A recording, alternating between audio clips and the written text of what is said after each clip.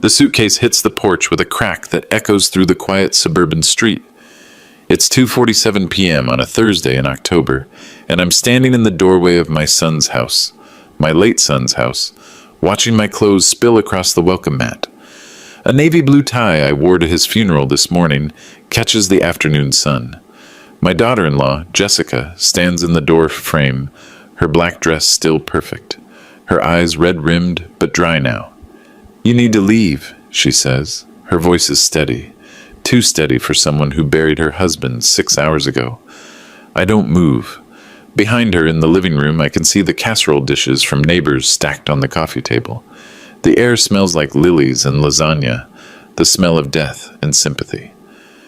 "Jessica, we need to talk about—" "There's nothing to talk about." She crosses her arms. "Michael wouldn't have wanted you here. You know that." I do know something. Something she doesn't realize I know yet. 3 weeks ago, my son called me at 11:43 p.m. His voice shook when he said, "Dad, if anything happens to me, there's a phone. Hidden. Behind the—" The line went dead. I found that phone yesterday.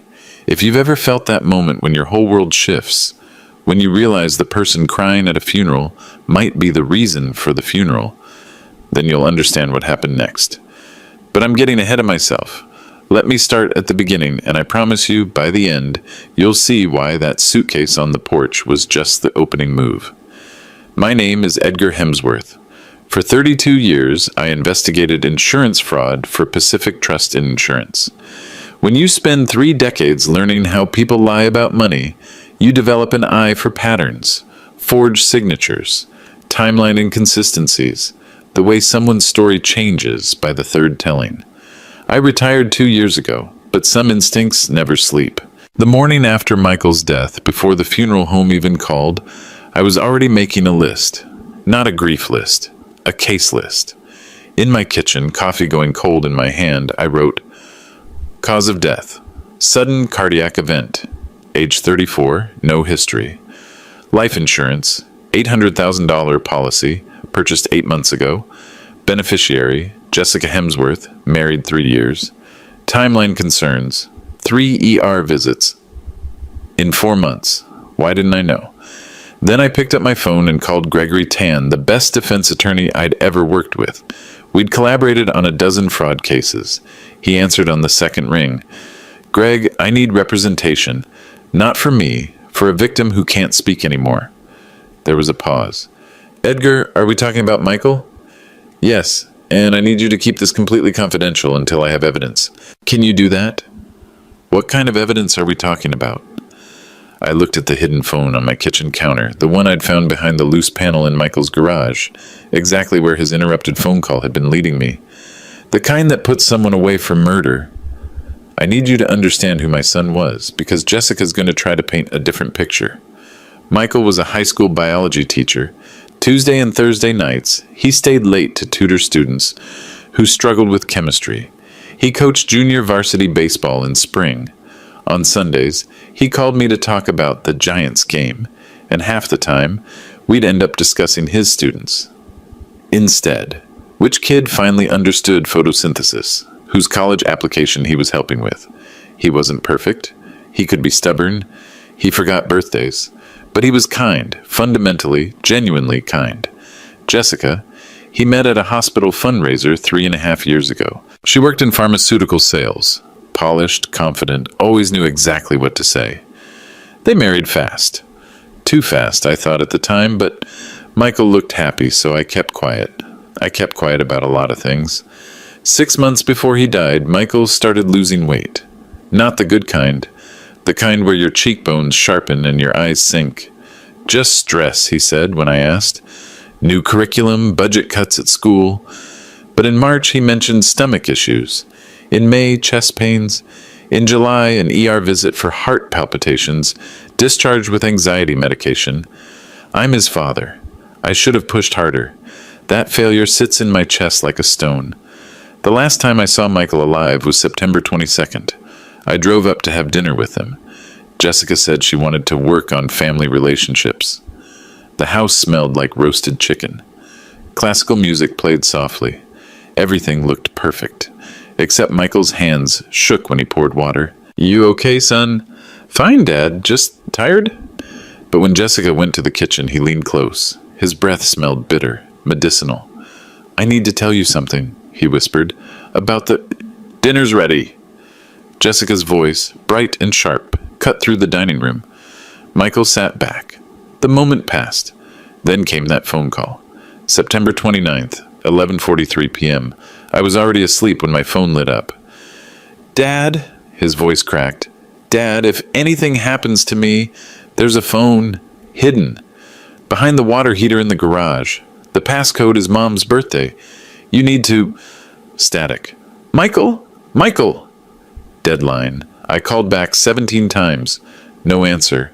I threw on clothes, got in my car, 40-minute drive to their house. But when I arrived at 12:30 a.m., every light was off.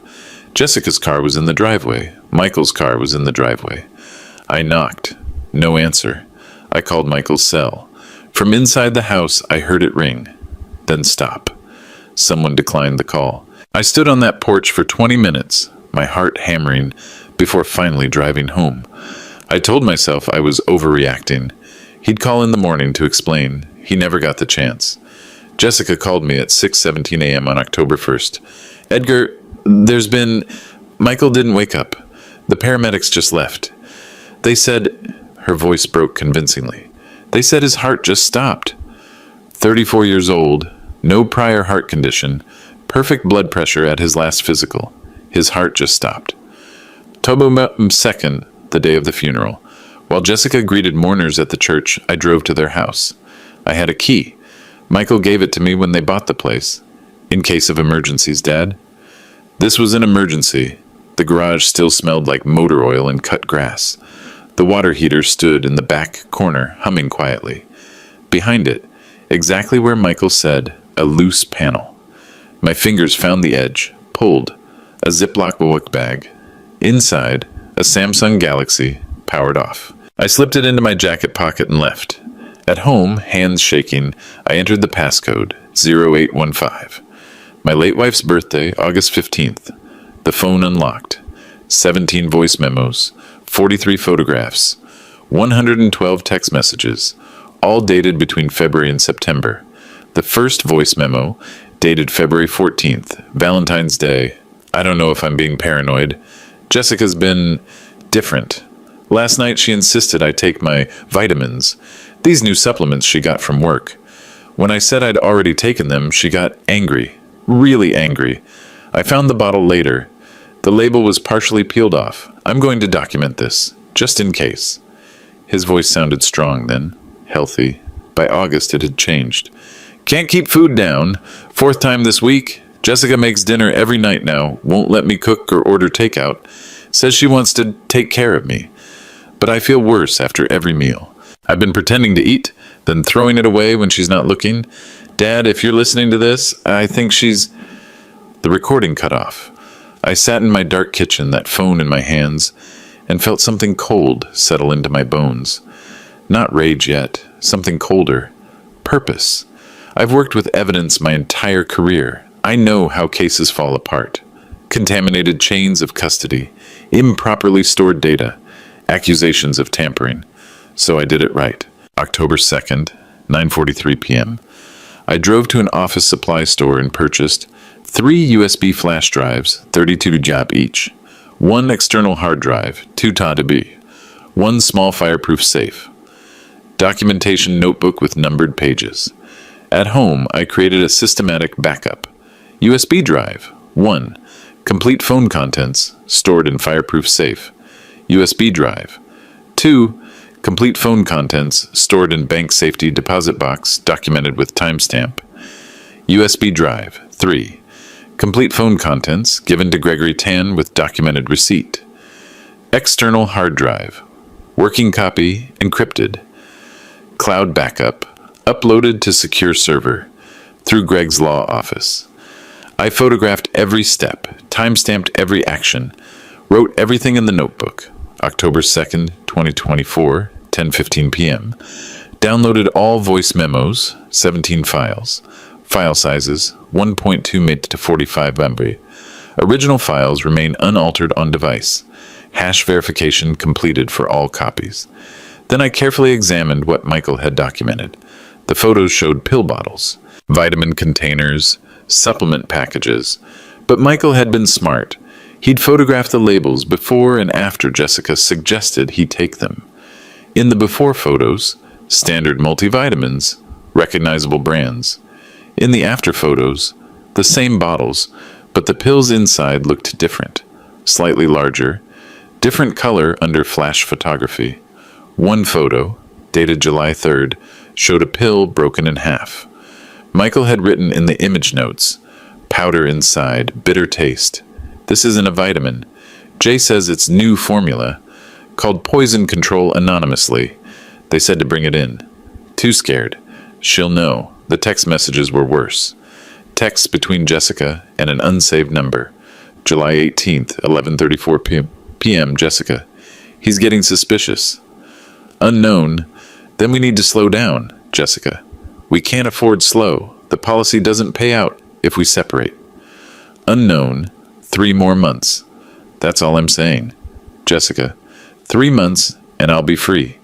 I read that exchange 17 times. Each time my hands clenched tighter. October 3rd. I called my former colleague at Pacific Trust, Linda Morrison. We'd worked together for 15 years. I trusted her absolutely. Linda, I need you to pull a policy. Quietly. Edgar, you're retired. I can't just... It's my son's life insurance policy, and I think his widow is about to file a claim for murder. Silence. Then, give me the policy number. 20 minutes later, she called back. Edgar, this policy, it's unusual. $800,000 payout, issued 11 months ago through a broker I've never heard of. Westside Insurance Partners. The broker fees were abnormally high, and there's a double indemnity clause for accidental death. What about spousal policies? Jessica Hemsworth has a policy too, $200,000 issued the same day. But here's the thing.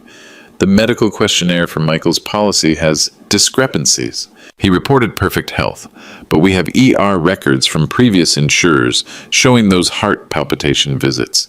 If that questionnaire was falsified, the policy's void, I finished. Yes, but Edgar, if you're thinking what I think you're thinking, you need law enforcement, not just insurance investigation. I need evidence first. Real, undeniable evidence. Can you flag the policy? Delay any payout claims? I can flag it for routine review. That'll buy you maybe 3 weeks before she can push through a claim. After that, I can't help you without cause. 3 weeks. Gregory's law office was downtown, 14th floor, windows overlooking the bay. When I arrived October 4th, he had documents spread across his conference table. Edgar, I've been digging. The timeline is damning. He pointed to a printout. Michael and Jessica's joint checking account. Look at these transactions. I leaned over. January 15th, $800. Westside Insurance Partners. January 28th, $3,500. Cash withdrawal. March 3rd, $12,000. Transfer to Jessica's personal account. Memo. Furniture. March 3rd, $11,800. Cash withdrawal from Jessica's personal account. July 22nd, $15,000. Transfer to Jessica's personal account. Memo. Renovation. July 23rd, $14,500. Cash withdrawal from Jessica's personal account. She's moving money out, I said. Large amounts converting to cash. That's not all. Gregory pulled up another document. I checked property records. Your son's house, they bought it 3 years ago, joint ownership. But 8 months ago, Jessica had Michael sign a quitclaim deed. What does that mean? It means Michael signed over his ownership interest to her. The house is now solely in Jessica's name. My mouth went dry. Why would he do that? According to the notary record, he was told it was for estate planning purposes. But Edgar, combined with the insurance policy timing, she was positioning assets.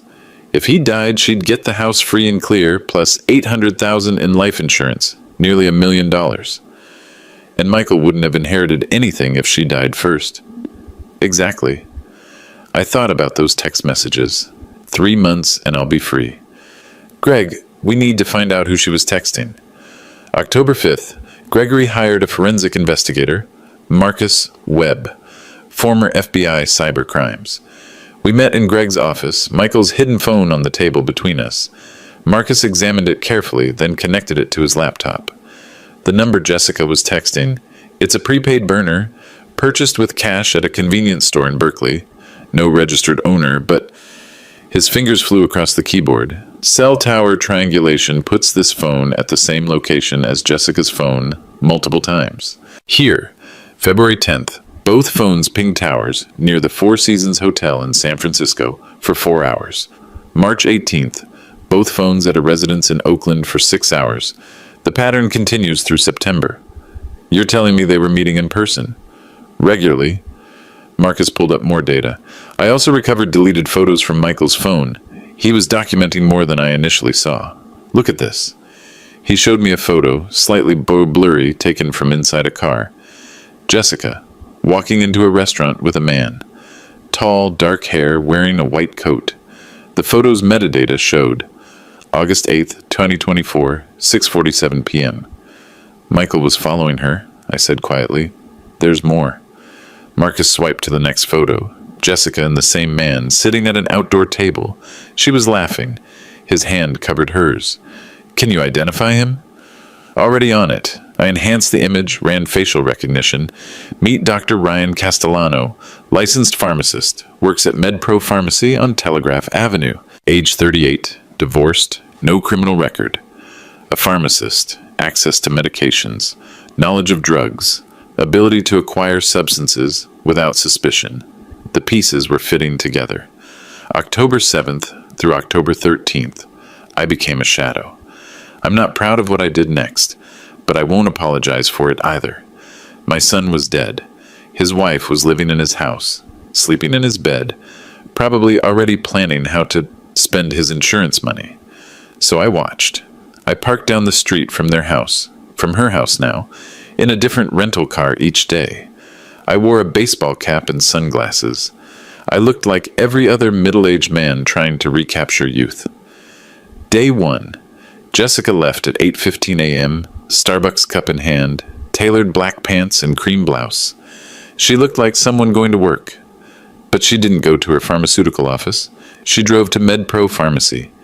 She stayed 45 minutes. When she came out, Dr. Ryan Castellano walked her to her car. They stood close, too close for colleagues. He touched her waist. She smiled up at him. I photographed everything. Timestamp, October 7, 2024, 9:02 a.m. Day 3. They met for lunch at a Vietnamese restaurant in Rockridge, sat in a back booth, leaned across the table toward each other. When the waitress came, Jessica laughed at something he said and touched his arm. I sat 3 booths away, menu hiding my face, camera recording video on my phone. Day 5. Ryan Castellano drove to Jessica's house at 10:37 p.m. His car, a silver Honda Accord, license plate 7VRJ293, parked in the driveway. The lights went off downstairs.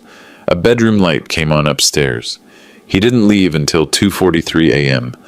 I photographed his arrival, his car in the driveway, the bedroom light, his departure, 5 days after her husband's funeral, and she was already moving on. Or maybe it had never ended. October 15th, I received a call from the county medical examiner's office. Mr. Hemsworth, this is Dr. Patricia Huang. I'm the medical examiner who performed your son's autopsy.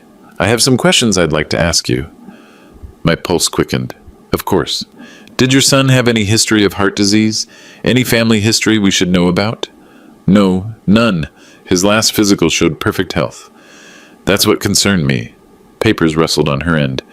Mr. Hemsworth, your son's heart showed signs of chronic stress, scarring, inflammation, but there was no arterial blockage, no congenital defect.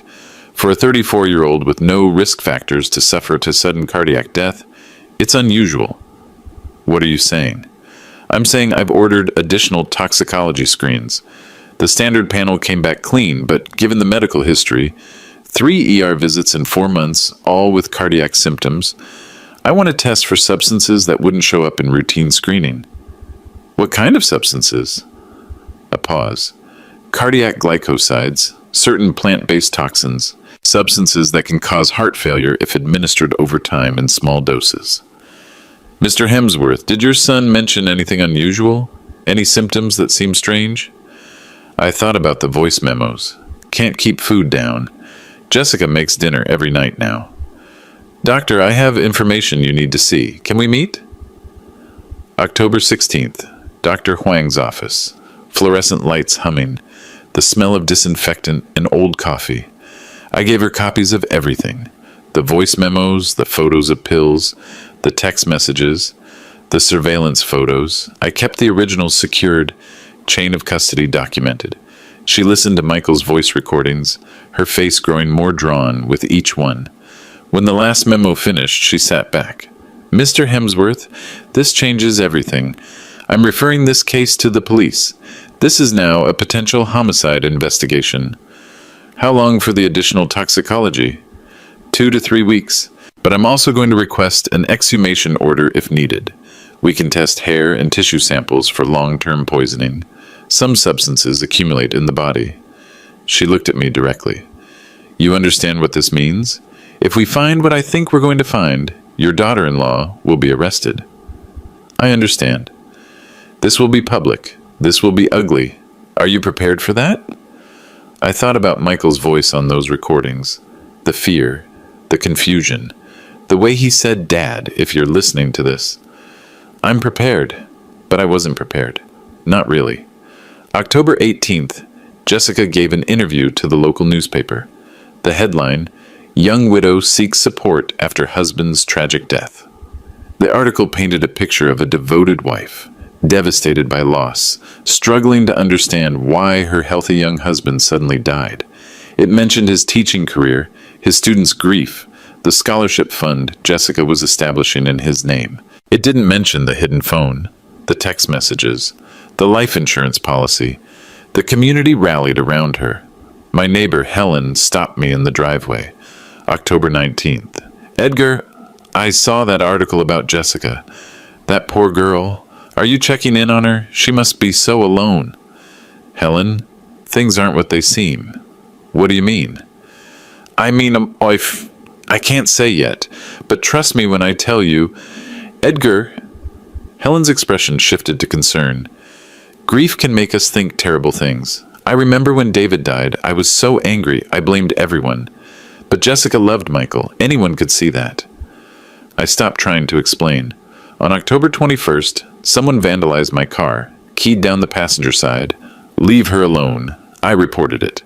The police took a statement, filed it under neighborhood dispute. October 23rd, 9:47 p.m. My landline rang. I picked up. Hello? Heavy breathing.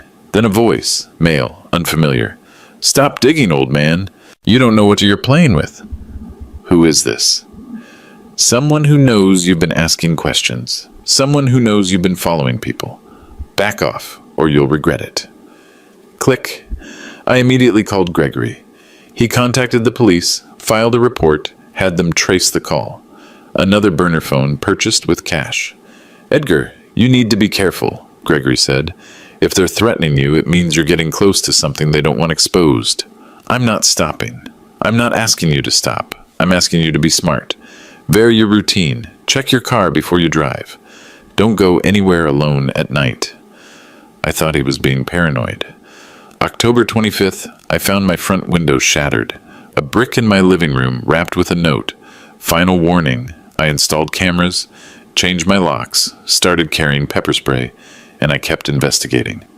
November 1st, I decided it was time. I called Jessica. We need to talk. Edgar, I don't think that's a good idea. You've been harassing me. I have evidence. Evidence of what you did to Michael. Meet me tomorrow at 2 p.m. at Riverside Park, or I'm going to the police tonight. Silence. Fine. 2 p.m. I wasn't stupid. I told Gregory. I told Marcus. I wore a wire. I brought copies of the most damning evidence in a folder. Jessica arrived 10 minutes late, wearing designer sunglasses and a leather jacket. She looked annoyed, not nervous. We sat at a picnic table. Afternoon sun filtered through oak trees. Families played nearby. The sound of children laughing felt obscene. I opened the folder. slid a photo across the table. Jessica and Ryan Castellano at the restaurant. Tell me about your boyfriend. She barely glanced at it. That's Ryan. We're friends. This doesn't prove anything.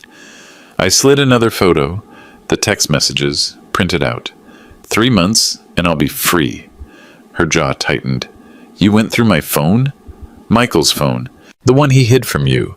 The one where he documented everything. Now I had her attention.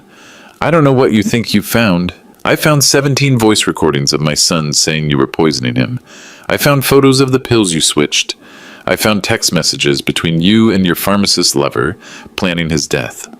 I found financial records showing you systematically moved assets into your name and set up a life insurance policy that makes you rich if he dies. I leaned forward. And the medical examiner is currently running toxicology tests that are going to prove Michael was poisoned. You have one chance, Jessica. One chance to tell me why. To show 1 ounce of remorse. Otherwise, I'm handing everything to the district attorney tomorrow, and you'll spend the rest of your life in prison. She stared at me. Then, incredibly, she smiled. You can't prove any of that. Michael was stressed. He was paranoid. His psychiatrist will testify to that. Those voice memos? A mentally ill man's delusions. The text messages? Taken out of context. The photos? Circumstantial. And the insurance policy? Smart estate planning. The toxicology won't show anything, because I didn't do anything wrong. She stood up. Michael died of a heart attack, natural causes. And you know what? If you keep harassing me, I'll file a restraining order. I'll sue you for defamation. I'll make sure everyone knows you're a bitter old man who can't accept his son's death. She leaned down close enough that I could smell her perfume. You have nothing, Edgar, and you're going to walk away now, or I'll destroy you. She left. I sat at that picnic table, hands shaking, and listened to the recording I'd just captured. Every word, every admission that she knew about Michael's accusations, every threat.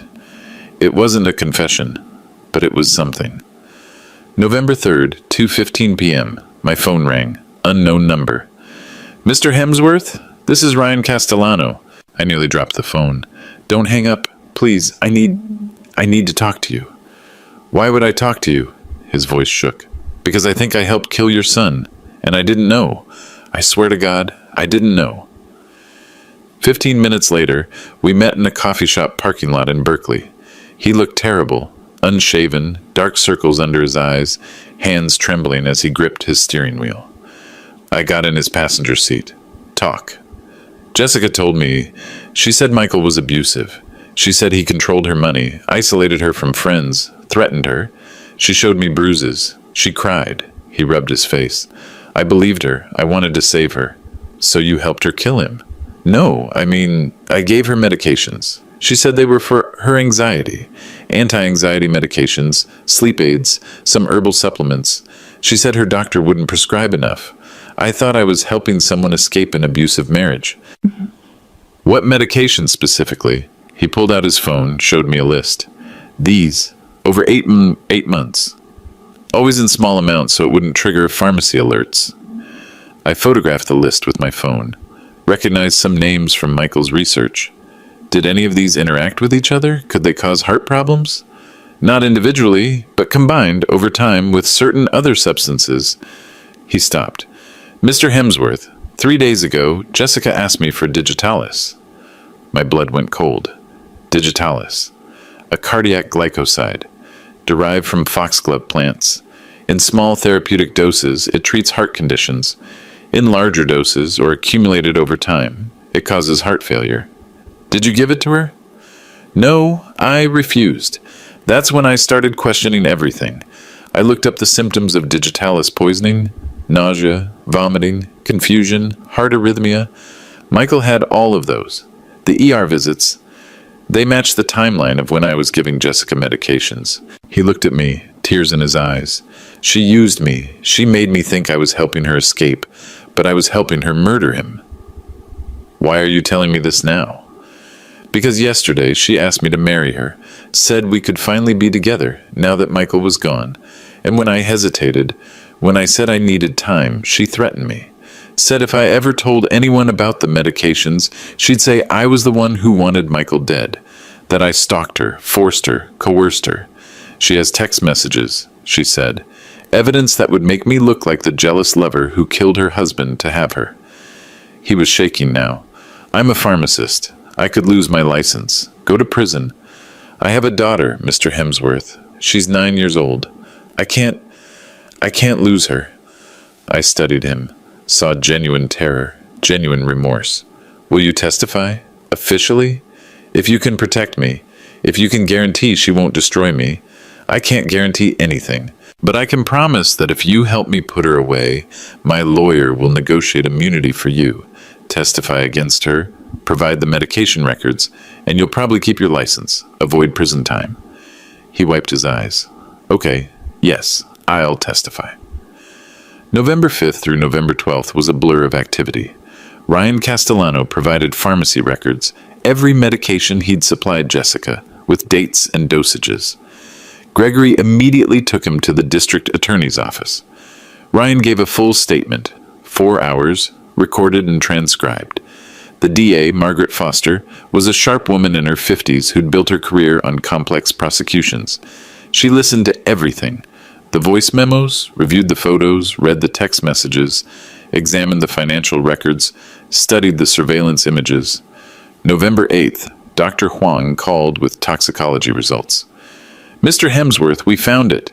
Digitalis compounds in your son's system, levels that indicate long-term exposure. We also found traces of other substances that, combined with the digitalis, would absolutely cause cardiac stress and eventual failure. Is this enough for murder charges? Combined with everything else you provided? Yes, I'm officially ruling Michael's death a homicide. November 10th, the DA filed charges. First-degree murder, fraud, conspiracy. November 12th at 6 a.m. Police arrested Jessica Hemsworth. I watched from my car as officers walked her out in handcuffs. She looked shocked, genuinely shocked, like she couldn't believe this was actually happening. She saw me. Our eyes met. I didn't look away. The trial began January 15th. 3 months of preparation. Every piece of evidence cataloged, verified, authenticated. Every witness prepped, every timeline confirmed. I sat in the courtroom every single day. Front row, behind the prosecution table. Jessica's lawyer, Martin Krause, was expensive and aggressive. His opening statement painted Jessica as a victim, a woman trapped in a marriage with a mentally unstable man who'd grown paranoid, who'd documented false accusations, who'd tried to frame his loving wife before his tragic death. The prosecution wants you to believe a conspiracy theory, Krause told the jury. They want you to believe that Jessica Hemsworth, a successful professional woman with no criminal history, no history of violence, somehow masterminded an elaborate murder plot. But where's the evidence? Voice memos from a man suffering from anxiety and paranoia? Text messages taken wildly out of context? A relationship with a colleague that proves nothing? He was good. I'll give him that. But Margaret Foster was better. Her opening statement was quiet, methodical. She walked the jury through the timeline, showed them the life insurance policy, the property transfer, the financial moves, the medication records from Ryan Castellano, the toxicology report.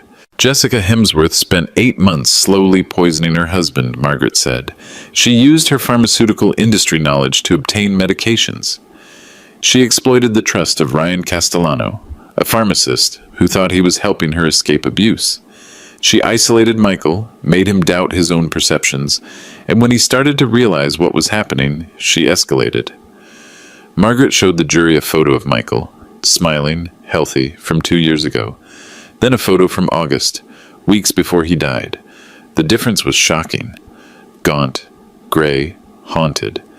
This is what 8 months of poisoning looks like, and Jessica Hemsworth did this for money. $800,000 in life insurance, a house, freedom to be with her lover. That's what Michael Hemsworth's life was worth to her. The prosecution's case took 3 weeks, Dr. Hosseud. Huang testified about the toxicology findings, explaining in careful detail how digitalis poisoning mimics heart attack, how long-term exposure causes cumulative damage. Marcus Webb testified about the digital evidence, The deleted text messages, the cell tower data proving Jessica and Ryan's meetings, the metadata on Michael's photos. Linda Morrison testified about the insurance policy, the unusual broker, the timing that coincided with Jessica's request to Ryan for medications, and then Ryan Castellano took the stand. He looked like he'd aged 10 years, spoke quietly, looking down at his hands as he described how Jessica had manipulated him, shown him fake bruises, told him stories about Michael's abuse. She was very convincing, he said. She knew exactly what to say, and I wanted to believe her. I wanted to be the hero who saved her. Jessica's lawyer tore into him, called him a scorned lover, suggested he was the real mastermind trying to frame Jessica. But Ryan held firm. I loved her, he admitted, and she used that love to turn me into an accomplice. I'll have to live with that forever, but I won't let her get away with murder. The courtroom was silent. Then came the voice memos. Margaret played them, one by one. Michael's voice, growing weaker with each recording, documenting his suspicions, his symptoms, his fear. The jury listened. Some wiped their eyes. One woman covered her mouth. The final recording, September 25th, 4 days before Michael's death. I don't have much time. I can feel it. My heart races all the time now. My hands won't stop shaking. Jessica brought me soup tonight, said it would help. I poured it in the sink when she wasn't looking. Dad, I need you to know, if I die, it wasn't natural. It wasn't an accident. And I'm sorry I didn't tell you sooner. I'm sorry I was too scared. I love you. Tell Mom I love her too. I couldn't stop my tears. Didn't try to. Jessica sat at the defense table, expressionless. The defense's case lasted 1 week. They brought character witnesses, Jessica's colleagues, friends, her parents. All testified she was kind, professional, loving. None of them knew about Ryan. None of them knew about the plot. They brought a psychiatrist who testified that Michael showed signs of paranoia, anxiety, possible delusional disorder. And then Jessica took the stand. She wore a conservative gray dress, spoke softly, cried at appropriate moments. She testified that Michael had been increasingly paranoid, that his mental health had deteriorated, that she'd begged him to seek help. She said the voice memos were proof of his illness, not proof of poisoning. The text messages with Ryan, taken out of context, they were talking about her leaving the marriage emotionally, not killing Michael. I loved my husband, she said, tears streaming down her face. I would never hurt him. Then Margaret Foster stood for cross-examination. Mrs. Hemsworth, you testified you loved your husband. Is that correct? Yes. Then why, 5 days after his funeral, was Ryan Castellano in your home until 2:43 in the morning? Jessica's composure cracked. He was comforting me. Comforting you? Margaret pulled up a photo on the courtroom screen. Jessica and Ryan, kissing taken by me during surveillance. Does this look like comfort? You don't understand? Help me understand. Help this jury understand. You testified that your relationship with Ryan Castellano was purely professional until after Michael's death. But we have cell tower records showing you met him regularly for 8 months before Michael died. We have hotel receipts, restaurant receipts, a witness who saw you together in February, 3 months before Michael's first ER visit. Were you lying then, Mrs. Hemsworth? Or are you lying now? We were friends. In these friends meetings, did you discuss medications with him? He's a pharmacist. Sometimes Did you tell him Michael was abusive? Yes, because he was... Show us one police report, one hospital record, one witness who saw Michael abuse you. Silence. There aren't any, are there? Because Michael never abused you. You made that up to manipulate Ryan Castellano into giving you the medications you needed to poison your husband. No, Margaret showed another document on the screen. This is a life insurance application dated January 12th, 11 months before Michael's death. The signature here, is that your husband's signature? Jessica squinted at it. Yes, I think so. You think so? You were there when he signed it, weren't you? Yes? And did you explain to him that this policy included double indemnity for accidental death? That it made you the sole beneficiary of $800,000? It was standard estate planning. Did you explain to him that 3 days earlier you'd filed a quitclaim deed, transferring his ownership of your house solely to your name? Our lawyer recommended. Which lawyer? Give me their name, Jessica faltered. I don't remember. You don't remember the name of the lawyer who handled what you're calling essential estate planning? Or is it because there was no lawyer? Because you forged Michael's signature on that quitclaim deed? I didn't forge anything.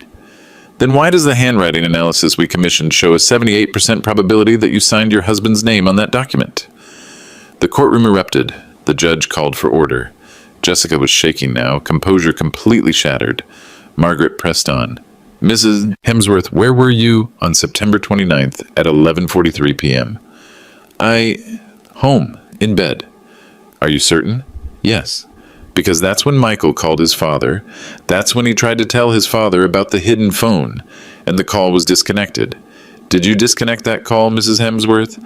No, I was asleep.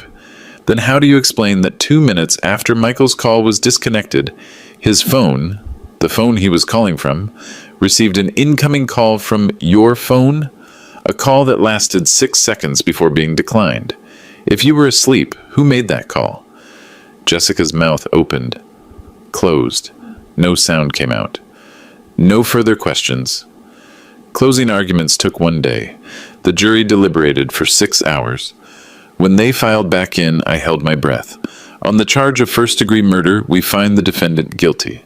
On the charge of fraud, we find the defendant guilty. On the charge of conspiracy, we find the defendant guilty. Jessica collapsed. Her parents, sitting behind her, sobbed. Her lawyer put his hand on her shoulder. I sat very still, felt nothing, then everything. Michael's justice. Finally. March 2nd, sentencing hearing. The judge asked if I wanted to make a victim impact statement. I'd prepared something, practiced it a dozen times. But when I stood at that podium, looking at Jessica in her orange jumpsuit, everything I'd planned to say disappeared. Instead, I said this. My son was afraid. For months, he was terrified in his own home. He documented his fear because he thought no one would believe him. He was right. No one did, not until it was too late. Jessica, you didn't just take Michael's life. You took his trust, his safety, his ability to feel secure in the one place he should have been protected.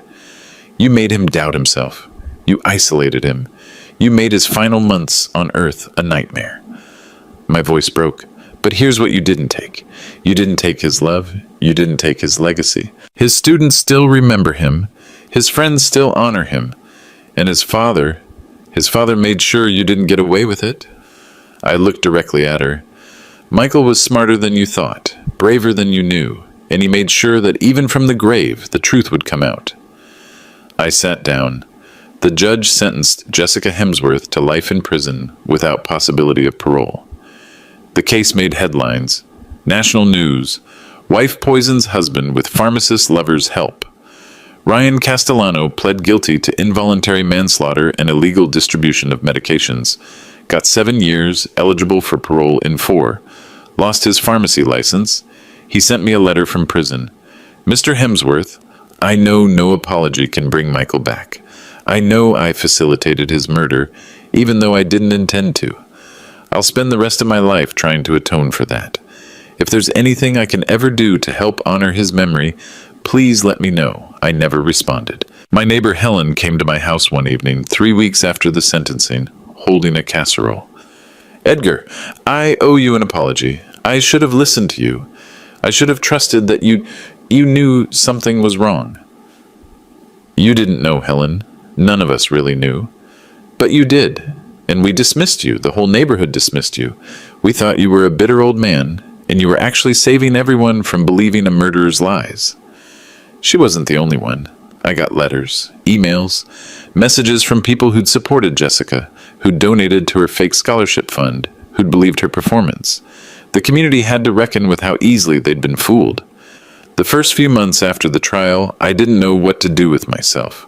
My purpose had been the investigation, the case, justice for Michael. Now that it was done, I felt hollow. Gregory suggested therapy. I resisted at first. I'm 67 years old. I've never needed therapy before, but eventually I went. Dr. Sarah Kim's office smelled like lavender. She had kind eyes and a quiet voice. Edgar, you've been in crisis mode for 6 months. Your nervous system has been in fight or flight that entire time. Now that the threat is over, your body doesn't know how to rest. I don't want to rest. Resting means thinking. Thinking means remembering. Remembering is part of healing. We worked through it, slowly. The guilt, that I didn't see the signs sooner. The anger, at Jessica, at myself, at a system that almost let her get away with it. The grief, not just for Michael's death, but for the life he should have had. In May, Michael's school held a memorial service. They planted a tree in front of the science building, a plaque, in memory of Michael Hemsworth, teacher, coach, friend. The best teachers teach from the heart, not from the book. His former students spoke. A girl named Sophia, now a senior, cried as she talked about how Michael stayed late to help her understand chemistry, how he believed in her when no one else did, how she'd been accepted to UC Berkeley to study biology because of him. Mr. Hemsworth changed my life, she said, and he didn't even know it. That's the kind of person he was. I stood under that tree afterward, touching the bark, and felt something loosen in my chest. Michael wasn't just a victim, he was a person, a beloved person, and that would outlast everything Jessica had done. October 1st, 1 year since Michael died, I drove to the cemetery, brought flowers, yellow roses, his favorite. The headstone was simple. Michael James Hemsworth, beloved son, teacher, friend, forever 34. I sat on the grass beside his grave and talked to him like I used to when he'd call on Sunday afternoons. Hey kiddo, big year, huh? We got her. I know you knew we would. That's why you left the trail. Smart kid, always were. The wind rustled through the cemetery trees. I'm okay, most days. Some days are harder, but I'm okay. And your students are okay. They remember you. They're going to keep remembering you. I traced his name on the headstone. I wish you'd told me sooner. I wish you'd felt safe enough to tell me when it started. But I understand why you didn't. You were scared. You were trying to handle it yourself. And when you couldn't, you made sure someone could finish what you started. I stood up, brushed grass off my jeans. I'm proud of you, Michael. I'm so damn proud of you. If you're listening to this story and something resonates, if you recognize these patterns in your own life or someone you love, I need you to hear this. Trust your instincts. If something feels wrong, it probably is.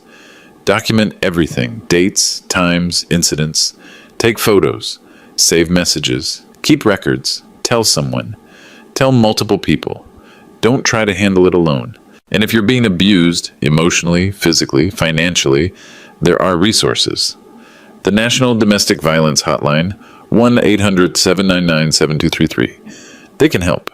They can connect you with support, with safety plans, with people who believe you. Michael tried to handle it alone until it was almost too late. Don't make that mistake.